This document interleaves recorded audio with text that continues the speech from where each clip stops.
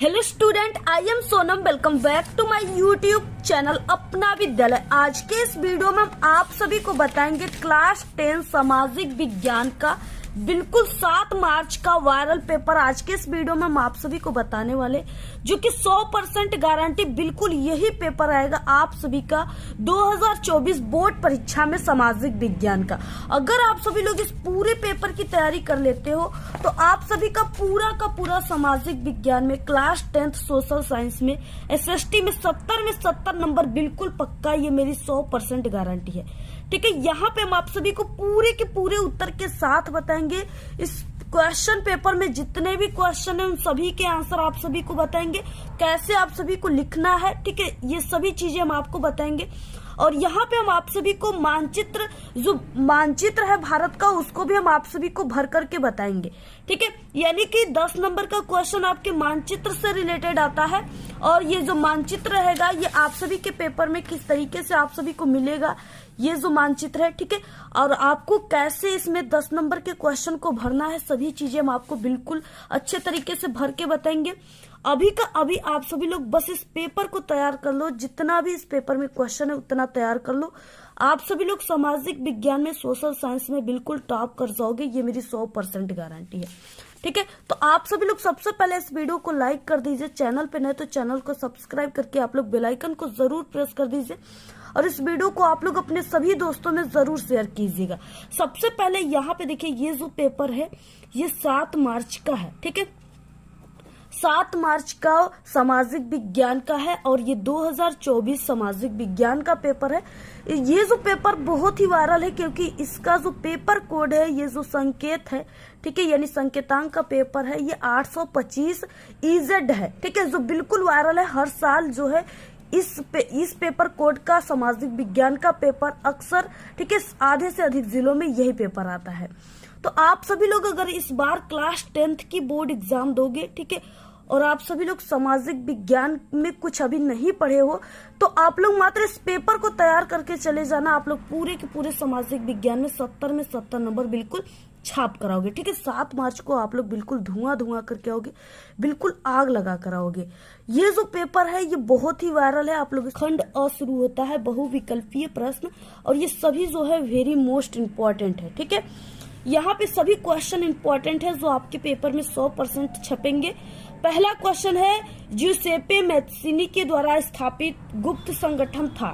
ठीक है, 4 ऑप्शन है। पहला यंग इटली, इसके बाद यंग फ्रांस, यंग प्रसा और यंग जर्मनी। ठीक है, इस तरीके से है। तो यहाँ पे क्या हो जाएगा, जो ज्यूसेप्पे मैत्सिनी था वो यंग इटली जो है गुप्त संगठन का स्थापना किया था। ठीक है, नेक्स्ट दूसरा क्वेश्चन काफी मोस्ट इम्पोर्टेंट है। फ्रांस की क्रांति हुई थी, यानी फ्रांस की क्रांति कब हुई? तो ऑप्शन पहला है 1970 में, उसके बाद है 1789 ईस्वी में।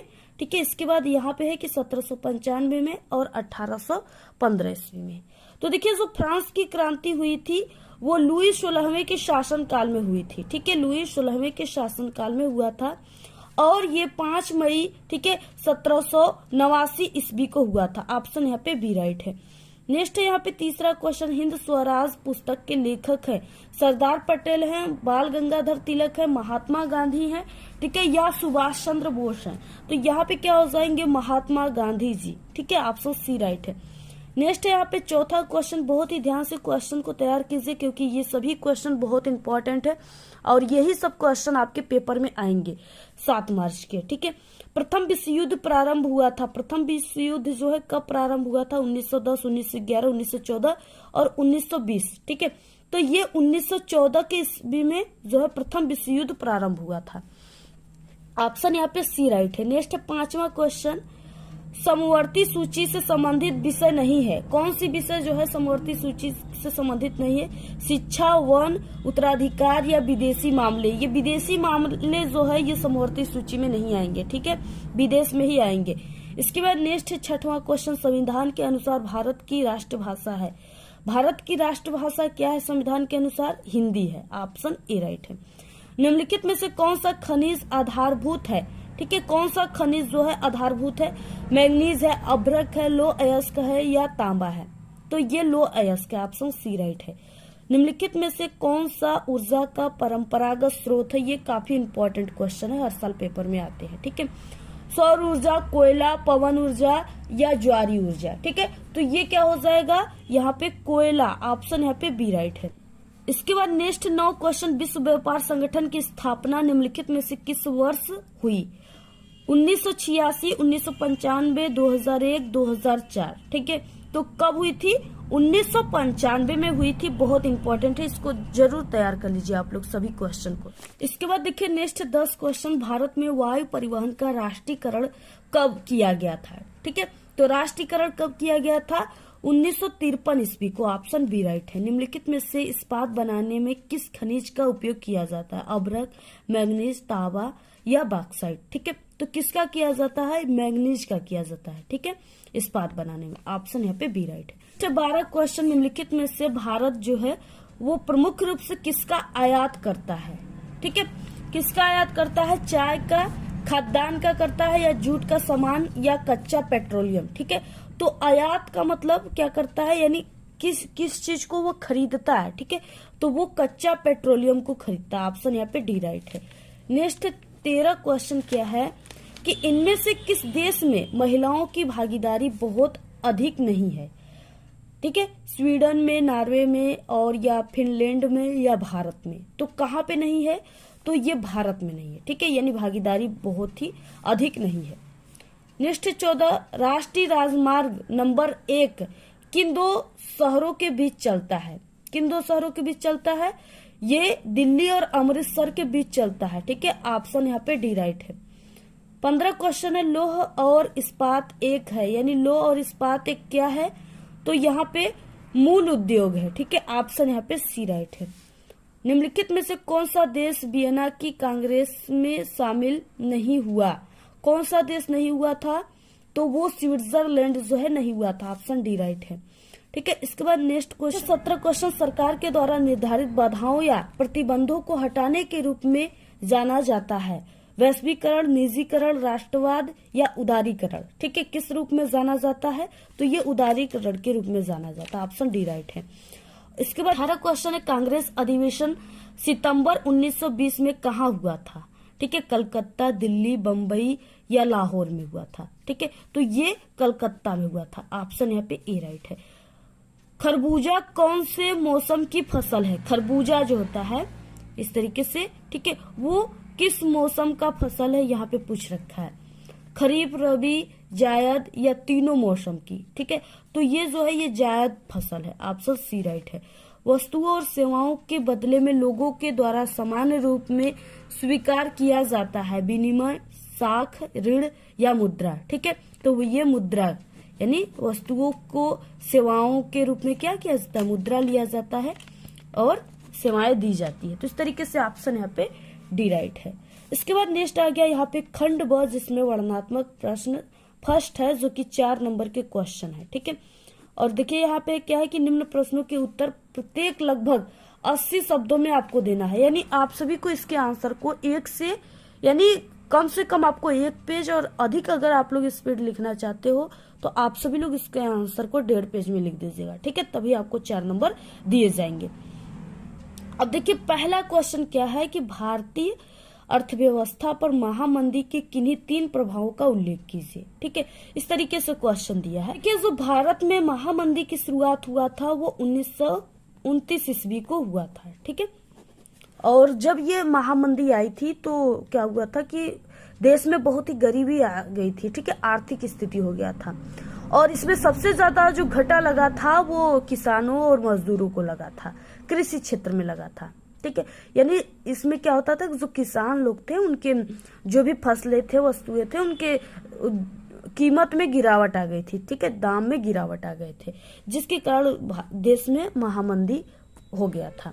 अब देखिए क्या है पहला कारण, क्या है यानी इसके प्रभाव क्या है। पहला जो है वो है कि औपनिवेशिक भारत कृषि वस्तुओं का निर्यातक और तैयार मालों का आयातक बन चुका था। ठीक है, महामंदी ने भारतीय व्यापार को प्रभावित कर 1928 से 1934 के बीच देश का आयात निर्यात घटकर आधा रह गया। यानी पहले क्या हुआ वही बात है। देखिए जो भारत में किसान लोगों के वस्तुएं थे, फसलें थे ना, जैसे गेहूं, चावल, ये सब चीजें, ये सब क्या कहते हैं, सिर्फ भारत में ही बिकने लगी। बाकी जो अदर देश थे, ठीक है, बाहरी विदेश थे, वो लोग भारत के वस्तुओं को नहीं खरीदते थे। जिससे क्या हुआ, भारत के लोग ही सिर्फ खरीदते थे, और भारत एक कृषि प्रधान देश है, यहाँ पे खुद की खेती बाड़ी हो रही है, तो लोग उनके सामानों को उतना नहीं खरीदते थे। जिससे यानी क्या हुआ कि आयात निर्यात नहीं हो पाता था, जिससे उनके जो कीमत थे, दाम थे, उनमें गिरावट आ गए थे, ठीक है, घट गए थे दाम। इसके बाद नेक्स्ट दूसरा, अंतर्राष्ट्रीय बाजार में कीमत कम होने से भारत में गेहूं के भाव भी 50% कम हो गए, ठीक है। यही बात देखिए, गेहूं चावल हमने आपको बताया, इसके भाव क्या हो गए, कम हो गए। अंतर्राष्ट्रीय व्यापार नहीं हो रहा था, यानी एक देश से दूसरे देश में व्यापार नहीं हो रहा था, सिर्फ अपने ही देश में व्यापार हो रहे थे, एक राज्य से दूसरे राज्य में। कृषि उत्पादों की कीमत तेजी से गिरने के बावजूद किसानों और काश्तकारों को सरकार ने लगान वसूली में छूट दे देने से इनकार कर दिया, ठीक है। इसका सबसे अधिक प्रभाव उन काश्तकारों पर पड़ा जो विश्व बाजार के लिए उपज पैदा करते थे, ठीक है, उनके पर पड़ा, जो जिनके पास काफी ज्यादा खेती रहती थी, ठीक है, काश्तकार थे, यानी उनके पास बहुत ज्यादा खेती थी, कई एकड़ खेती थी, तो वो ज्यादा फसल बोते थे, जिससे उनको सबसे ज्यादा वो प्रभावित हुए। और बंगाल के जूट या पटसन उत्पादक कच्चे पटसन की कीमतों में 60% गिरावट होने के कारण उनकी हालत खराब थी, ठीक है। जिन काश्तकारों ने दिन फिरने की उम्मीद में या बेहतर आमदनी के लिए उपज बढ़ाने के लिए कर्ज लिए, उन्हें सभी सही मूल्य, ठीक है, न मिलने के कारण कर्ज में डूबे जा रहे थे। इस तरीके से ऐसी स्थिति आ गई थी, ठीक है। पूरा स्क्रीनशॉट ले लीजिए, और बहुत ही ये सरल तरीका, आप लोग ऐसे ही पूरा लिखिएगा, और जरूर आपके पेपर में ये महामंदी जरूर आएगा, ठीक। इसके बाद नेक्स्ट है, देखिए क्वेश्चन यहाँ पे अथवा क्वेश्चन दिया, दोनों में से किसी एक को करना है। ब्रेटन वुड्स समझौता का क्या अर्थ है, इसका क्या उद्देश्य था, ठीक है। तो ये जो क्वेश्चन, इसका आंसर हम नेक्स्ट जो वीडियो बनाए थे वायरल पेपर का सामाजिक विज्ञान में, उसमें हमने बताया, प्लेलिस्ट भी हमने बना दिया है, वहां से आप लोग देख सकते हो, और इम्पोर्टेंट क्वेश्चन में भी हम इसको बताए हुए। दूसरा क्वेश्चन है, लोकतंत्र किस प्रकार उत्तरदायी है, जो है जिम्मेवार और वैध सरकार का गठन करता है, ठीक है, किस तरीके से करता है। अब यहाँ पे देखिए आंसर क्या हो जाएगा, पहले की है उत्तरदायी सरकार, ठीक है, आपको हेडिंग लिखना है, इसमें क्या हो जाएगा, लोकतंत्र एक उत्तरदायी सरकार है क्योंकि ये लोगों की सरकार है, ठीक है, यानी जनता की सरकार है, लोगों के द्वारा बनाई गई है, जनता के द्वारा बनाई गई तथा लोगों के लिए है, यानी जनता के लिए है। लोग सरकार बनाने के लिए अपने प्रतिनिधियों का चुनाव करते हैं, ठीक है, प्रतिनिधि लोगों के प्रति जिम्मेवार होते हैं। लोगों को अधिकार है कि यदि वे प्रतिनिधियों के कामकाज से संतुष्ट नहीं है तो वो अपने प्रतिनिधि बदल सकते हैं, ठीक है।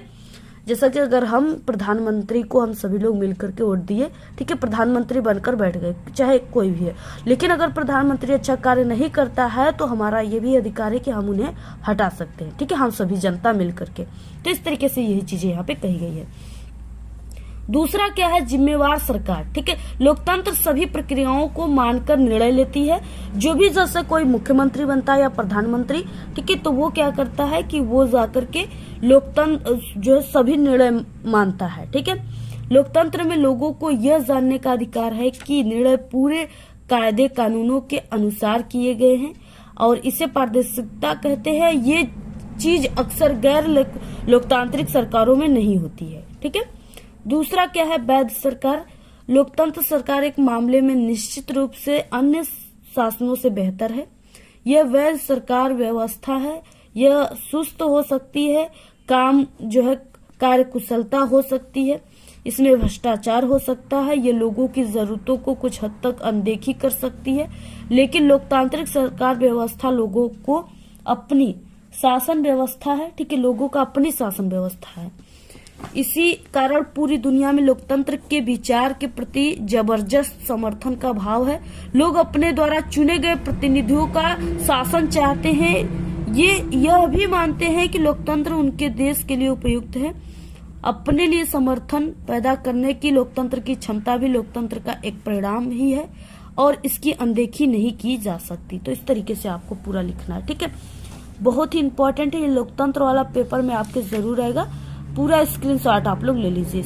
इसके बाद देखिए नेक्स्ट अथवा क्वेश्चन कि लोकतंत्र किन स्थितियों में सामाजिक विभिन्नता को संभालता है। ठीक है, इसका भी आंसर हम पहले से बता दिए हैं, आपको किसी एक को करना है, इसलिए हम आपको इस वाले क्वेश्चन का आंसर बता दिए। अथवा क्वेश्चन का आंसर आप लोग ठीक है चैनल पे विजिट करके प्लेलिस्ट में देख लीजिएगा। नेक्स्ट क्वेश्चन बहुत ही इंपॉर्टेंट क्वेश्चन है ये, भूक्षरण रोकने के कोई 3 उपाय सुझाइए। ठीक है, यह मृदा अपरदन को रोकने के लिए किन्हीं 3 उपायों को आपको समझाना है।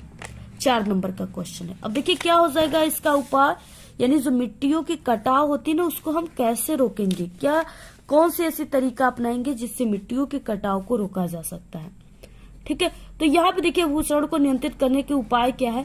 पहला उपाय है वन लगाना। ठीक है, यानी वन पेड़ पौधे वृक्षों को लगा करके हम मिट्टियों के कटाव को रोक सकते हैं। ठीक है, क्या हो जाएगा, वनों के अधीन क्षेत्र को बढ़ावा भूमि संरक्षण का सबसे बेहतर उपाय है। पेड़ों की कटाई को रोकना चाहिए तथा नए क्षेत्रों में पेड़ लगाने के प्रयत्न करने चाहिए। ठीक है, जैसा कि जो पेड़ पौधे होते हैं ना, इस तरीके से उनके जड़ें जो होते हैं वो मिट्टियों को ऐसे जकड़े रहते हैं। ठीक है, बांधे रहते हैं, जिसके कारण मिट्टियां जो है एक स्थान यानी जहां पर पेड़ पौधा लगा होता है वहां से मिट्टियां ठीक है दूसरे जगह पर नहीं जाती है, वो पेड़ पौधे अपने जड़ के माध्यम से सौर के माध्यम से उन मिट्टियों को जकड़े रहते हैं। ठीक है, इसलिए क्या है कि वन लगाना चाहिए, वृक्ष लगाना चाहिए। इसके बाद नेक्स्ट यानी इसमें नेक्स्ट पॉइंट है बी, पशुओं की चराई को सीमित करना। पशुओं की जो पशु जो होते हैं ना वो जो घास वो चर लेते हैं उसको सीमित किया जाता है, करने से मृदा अपरदन को रोका जा सकता है। ठीक है, मृदा के अपरदन को रोकने के लिए पशुओं को विभिन्न चारगाहों में जाना चाहिए, यानी सभी जगह उनको नहीं चरना चाहिए, सिर्फ उनको चारगाहों में ही जाना चाहिए। नहीं तो क्या होगा, जब पेड़ उनके घास जो है उनको चर जाएंगे जो है पशु, ठीक है, तो वहां जो घास है वो कई कई सूख जाते हैं, बाकी जो पशु के पैर होते हैं उसमें खूर होते हैं। ठीक है, जिसके कारण वो जब बारिश के मौसम में चलते हैं तो उनके पैरों से मिट्टियां उखड़ जाती है, जिससे उसमें घास भी उखड़ जाते हैं। ठीक है, और वो वहां की मिट्टियां बहने लगती है। तो यही कारण है कि पशु की चराई को सीमित करना। नेक्स्ट देखिए सी, कि बांधों का निर्माण करना, यानी बांधों का निर्माण किया जाना चाहिए। नदियों पर बांधों का निर्माण कर नदी बाढ़ों के द्वारा मृदा अपरदन को रोका जा सकता है। इससे जल की गति को नियंत्रित करके भूक्षरण को रोका जा सकता है। ठीक है, यानी बांध बनाए जाएंगे तो उसमें क्या होंगे कि अगर इधर उधर के जो मिट्टियां आ रहे हैं तो वो बांध में जाकर के एक जगह रुक जाएंगे। ठीक है, वो पानी के साथ नहीं बहेंगी, इसलिए बांधों को बनाया जाकर मिट्टियों के क्षरण को रोका जा सकता है। नेक्स्ट है सीढ़ीदार खेती। पहाड़ी ढलानों पर सीढ़ीदार खेती करने से पहाड़ की जो तीव्र ढाल समाप्त हो जाती है, जिससे भूक्षरण रोका जा सकता है। ठीक है, यानी अगर ऐसी सीढ़ीदार खेती हो रही है, ठीक है, अब यहाँ पे क्या है, यहाँ से मिट्टियां यहाँ पर बह कर आई, थोड़ी सी रुक गई, फिर यहाँ पे उसकी कुछ मात्रा गई, यहाँ पे रुक गई, यहाँ पे रुक गई। ठीक है, इसलिए यानी कि यहाँ पे मिट्टियां रुकती जाएंगी, जिससे ये सीढ़ीदार खेती जो है ये बिल्कुल बराबर हो जाएगा। ठीक है, तो यहाँ पे इस तरीके से इन्हीं सब उपायों से हम मृदा क्षरण को, भूक्षरण को रोक सकते हैं। ठीक है, पूरा ऐसे आपको लिखना है, स्क्रीनशॉट ले लीजिए आप लोग। अथवा क्वेश्चन है, दोनों में से किसी एक को करना है। संसाधन नियोजन की आवश्यकता क्यों पड़ती है, इस हेतु कोई 2 उपाय सुझाना है आपको। ठीक है, इसको भी आप लोग देख लीजिएगा, अथवा वाला ही क्वेश्चन कीजिएगा, ये वाला सरल है। नेक्स्ट है चौथा क्वेश्चन, राष्ट्रीय आय वृद्धि हेतु कोई 3 उपाय सुझाइए। ठीक है, तो उत्तर क्या हो जाएगा, यहाँ पे देख सकते हो आप लोग कि भारत में राष्ट्रीय आय को बढ़ाने के लिए निम्नलिखित प्रयास किए जाने चाहिए। ठीक है, पहला प्रयास जो है वो क्या है, जनसंख्या वृद्धि पर नियंत्रण करके। ठीक है, भारत में जनसंख्या तीव्र गति से बढ़ने के कारण प्रति व्यक्ति आय कम होती है। ठीक है, वो राष्ट्रीय आय में वृद्धि नहीं हो पाती है। आवश्यकता यह है कि देश के नागरिकों को शिक्षित किया जाए, वो उनके जनसंख्या वृद्धि के गंभीर परिणामों से अवगत कराया जाए। ठीक है, यानी इस तरीके से कराया जाए। दूसरा कारण क्या है, यानी कैसे हम आय में वृद्धि कर सकते हैं। दूसरा है कि कृषि विकास के प्रयास। भारत एक कृषि प्रधान देश है, हमारे देश की राष्ट्रीय आय में कृषि का योगदान सबसे अधिक है। ठीक है, यानी भारत में जो अधिक जनता जो है वो कृषि पर ही निर्भर है। ठीक है, खेती बाड़ी करते हैं, गाँव में सबसे अधिक। लेकिन देश में आज भी परंपरागत तरीके से कृषि कार्य किया जाता है और जिससे उपज काफी कम प्राप्त होती है। यदि कृषि का आधुनिकीकरण किया जाए तो कृषि उपज में वृद्धि होगी और देश की राष्ट्रीय आय में भी वृद्धि होगी। ठीक है, यानी क्या है कि देखिए भारत में क्या है कि अभी भी कहीं कहीं आपको गांव में मिल जाएगा कि कहीं कहीं बैलों से भी खेती होती है, ठीक है। और भारत के जो किसान हैं वो उनके पास उतने पैसे नहीं होते जिससे वो, यानी देखिए बीज जो होते हैं वो 3 प्रकार के होते हैं, तो जिसमें से अगर जो फर्स्ट बीज है, फर्स्ट क्वालिटी का बीज वो सबसे अच्छा होता है, ठीक है, उन्नत किस्म का बीज होता है। और जो थर्ड का रहेगा वो सबसे, यानी सबसे बेकार क्वालिटी का रहेगा, ठीक है। तो जो भारत के किसान है वो थर्ड क्वालिटी के ही बीज को लेते हैं, जिसमें से अगर वो 100 बीज को बोते हैं खेतों में तो सिर्फ 25 बीजों के ही पौधे बनते हैं, बाकी जो बीज है वो नष्ट हो जाते हैं, ठीक है, क्योंकि वो थर्ड क्वालिटी के बीज है।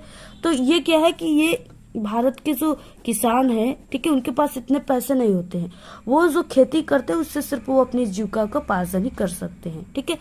तो इसलिए वो क्या करते हैं, वो उन्नत किस्म के बीजों को नहीं खरीद पाते, नहीं अनेक जो कई प्रकार के दवाइयां होती हैं, ठीक है, जिससे जो पेड़ पौधे होते हैं वो स्वस्थ होते हैं, अच्छे फल लगते हैं पेड़ पौधे में, वो सब चीजों को किसान नहीं खरीद पाते, ठीक है, उनके पास इतने पैसे नहीं होते हैं, जिससे उनकी जो उपज है उसमें वृद्धि नहीं हो पाती है।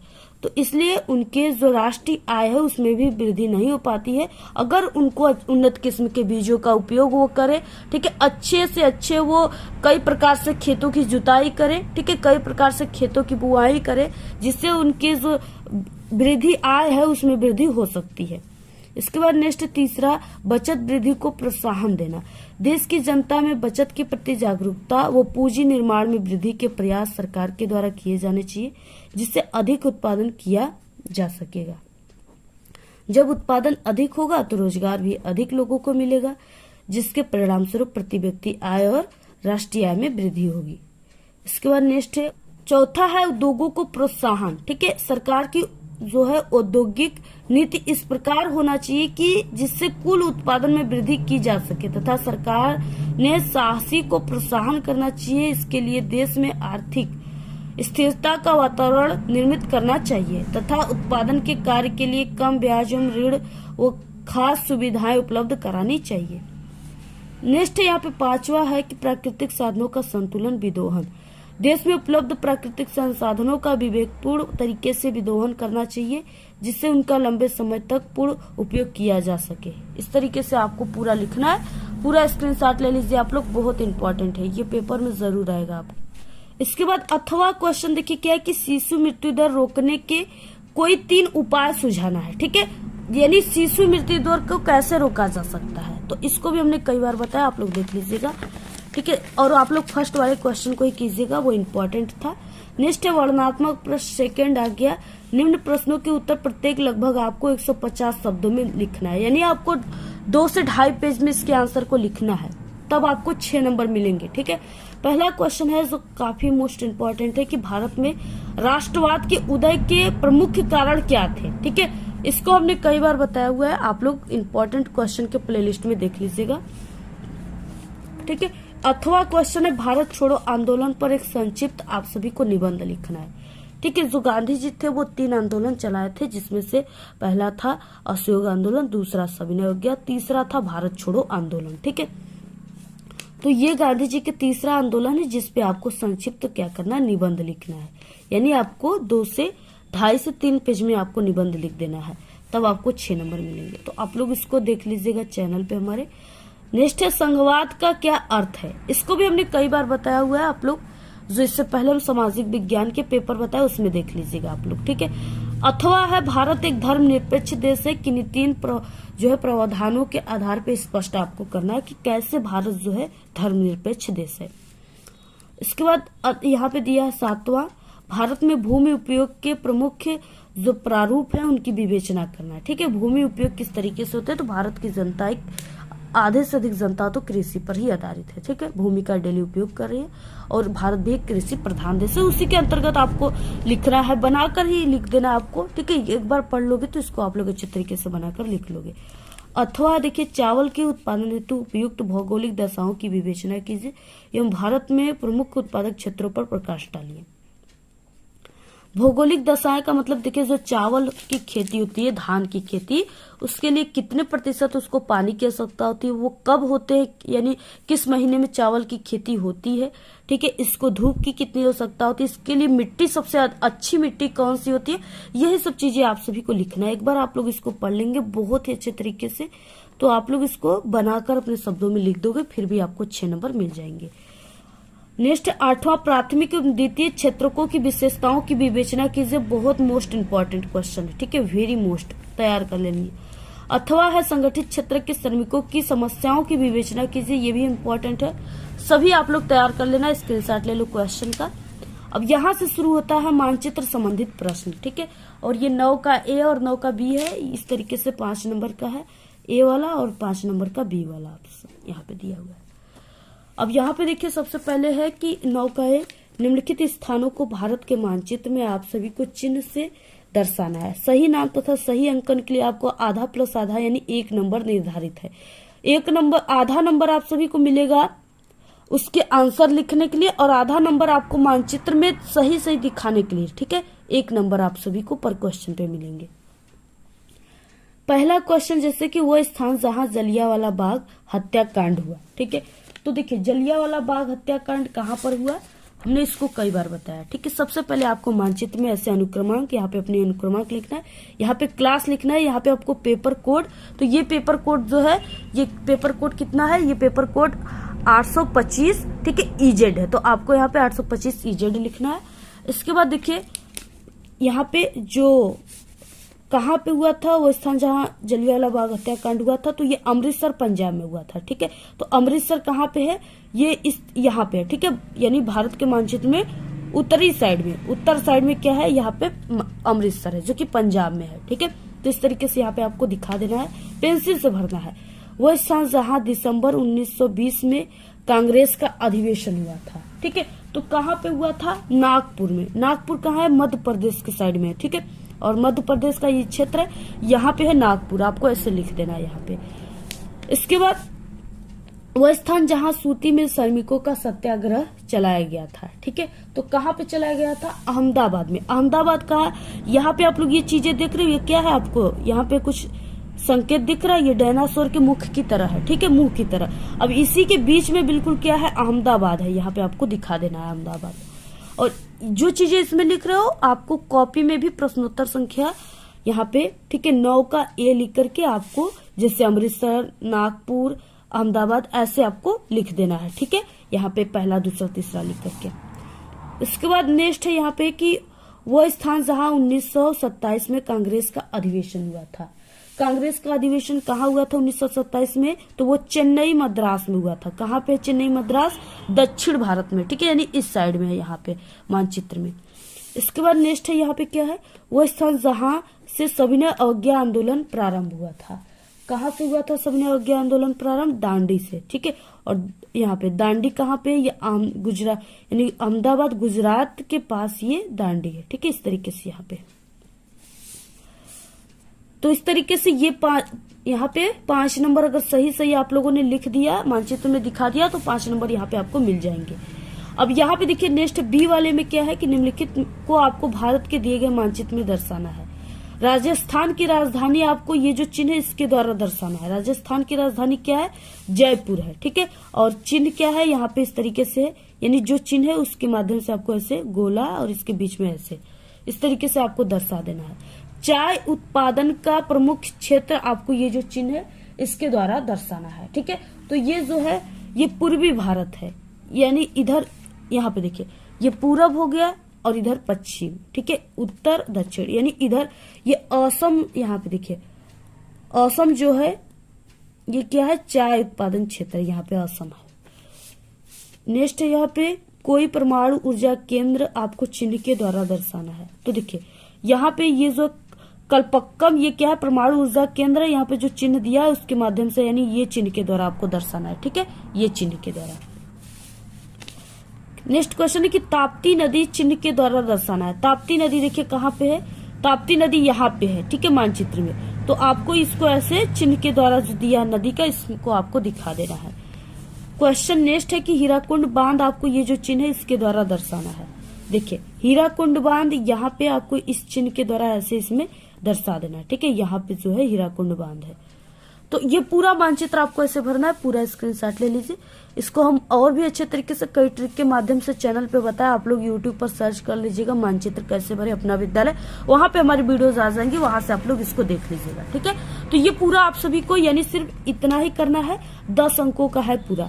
और इसके बाद ये 9 का जो इस तरीके से दिया है यहाँ पे कि दृष्टिबाधित परीक्षार्थियों के लिए मानचित्र कार्य, ये आपको नहीं करना है। ठीक है, ये पूरा आप सभी को नहीं करना है, इसके ऊपर ये वाले बस करना है, ये उनको करना है जिसको कम दिखाई देता है। ठीक है, तो इस तरीके से आपको करना। अगर और ये मानचित्र आपको भरने के बाद आप लोग जो सब क्वेश्चन आए थे उनके आंसर जिस कॉपी पर लिखे हो बोर्ड के, ठीक है, उसी के पीछे आप सभी को क्या करना है, ये मानचित्र को जोड़ करके आपको स्टेपल, अगर स्टेपलर ले गए तो आप लोग स्टेपल कर सकते हो, अदरवाइज आप लोग धागे मिलते हैं बोर्ड एग्जाम में। ठीक है, आप लोग धागे को क्या कीजिएगा, ऐसे पेन से इसमें ऐसे 2 ऐसे छेद करके इसमें धागे को डालकर नत्थी कर दीजिएगा। ठीक है, अच्छे तरीके से आपको नत्थी करना है, तभी ये मानचित्र एग्जामिनर के पास पहुंचेगा, जिससे आपको इसका नंबर मिल पाएगा। ठीक है, अगर आपकी कॉपी से अलग हुआ तो आपको 10 नंबर मानचित्र के नहीं मिलेंगे, इसलिए आपको काफी मजबूती के साथ इसको क्या करना है, नत्थी करना है। इस वीडियो में सिर्फ इतना ही। आपको ये वीडियो कैसा लगा? अगर वीडियो पसंद आए तो एक बड़ा सा लाइक कर दे, चैनल पे नए तो सब्सक्राइब करके बेल आइकन को जरूर प्रेस कर दे। Thanks, all the very best, bye bye.